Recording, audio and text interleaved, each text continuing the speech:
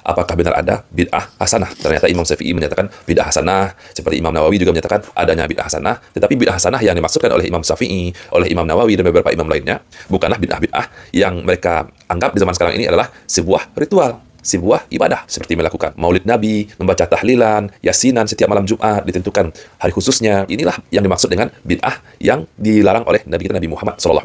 Jangan berdalih, oh Imam Syafi'i pernah menyatakan bahwa bid'ah hasanah itu ada. An-Nawawi juga pernah menyatakan bahwa bid'ah hasanah itu ada. Jadi yang dimaksud oleh Imam Syafi'i dan Imam Nawawi tadi, sahabat Kusuma, sudah jelas sekali.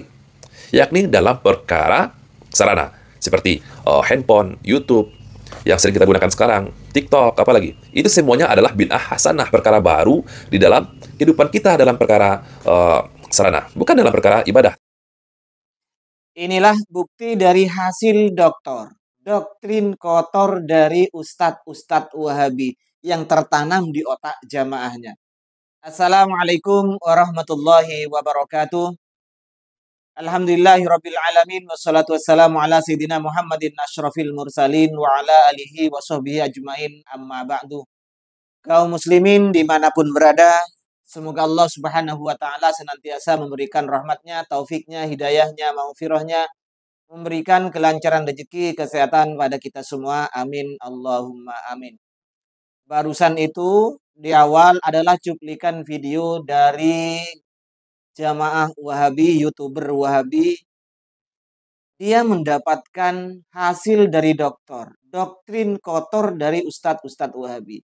Kita tahu bahwa apa yang disampaikan oleh orang tersebut, YouTuber Wahabi tersebut, sama dengan apa yang disampaikan oleh Pak Dr. Firanda. Dr. Firanda menyatakan dengan tegas, memang betul Imam Syafi'i, ulama Syafi'iyah, termasuk Izzuddin bin Abdissalam dalam Qawaidil Ahkamnya, dan diikuti oleh Imam-Imam Nawawi, ulama Syafi'iyah dan Imam Syafi'i sendiri membagi bid'ah menjadi dua, hasanah dan sayyi'ah. Kemudian Syafi'iyahnya membagi bid'ah menjadi 5. Ini tujuannya yang dicontohkan adalah masalah sarana, bukan ritual. Kata Pak Firanda, diikuti oleh jamaahnya. Itu kan dokter namanya. Hasil dokter, doktrin kotor.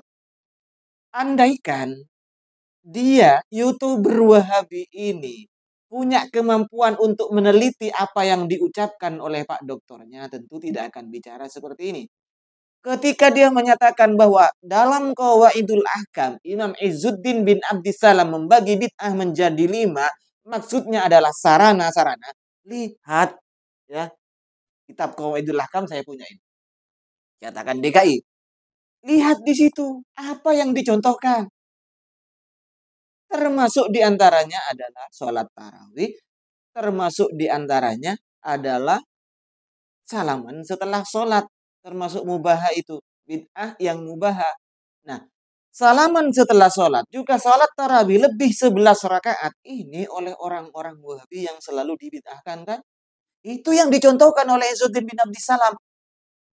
Terus, dalam diikuti oleh Imam Nawawi. Apa Imam Nawawi kitabnya? Di antaranya adalah Raudatul Thalibin, Majmu', kemudian Al-Adhkar.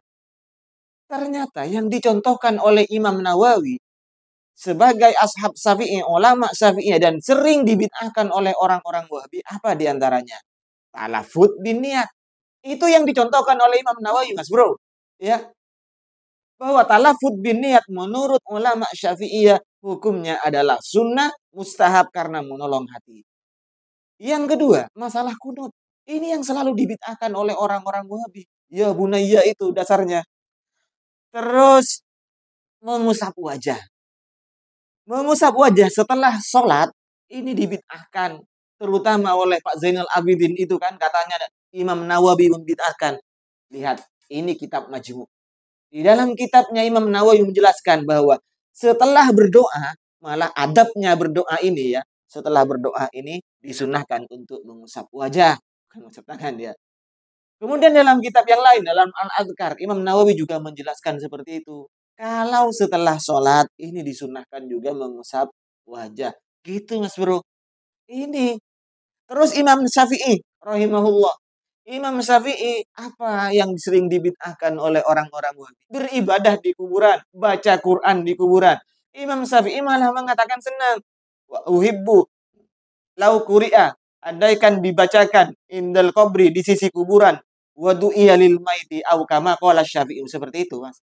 Saya senang jika dibacakan Quran di kuburan. Ini juga dinukil oleh Imam Nawawi bahwa Imam Syafi'i senang jika dibacakan Quran di kuburan, bahkan kalau dihatamkan malah lebih bagus ini. Ini Mas, ya.